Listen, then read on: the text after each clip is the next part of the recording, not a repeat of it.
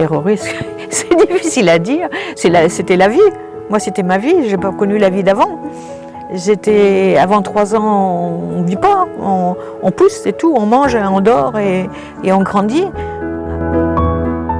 Quand on arrivait, on était en isolement pendant, je crois, quelques semaines, 40 jours, quelque chose comme ça, au lazaret. On était par chambre de peut-être 5 ou 6 enfants. Et je me souviens d'une petite fille de mon âge qui est morte dans un lit à côté du mien. La nuit, elle s'est arrêtée de respirer et puis on l'a emportée rapidement. Elle avait disparu. Ce qui était important, c'était que le directeur, M. Schumacher, vienne nous embrasser tous les jours, le matin et le soir. Quand on nous couchait, c'est lui qui venait nous embrasser. Le matin, pareil.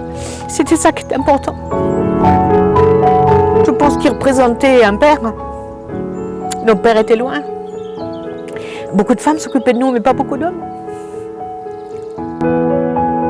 À Héroris, on a constitué des nouvelles familles. On avait le souvenir de la famille par le courrier et par les cadeaux qui arrivaient par la poste.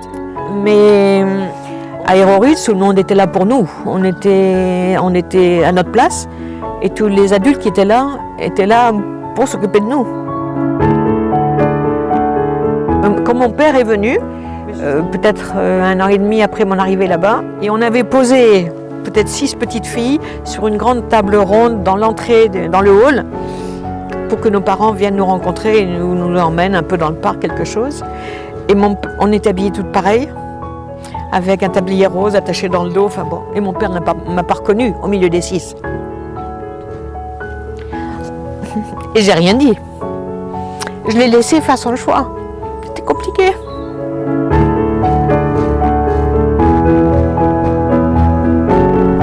Je n'étais pas allée à Héroris. Je pense que je suis redevenue une petite misérable à la charge de ma famille.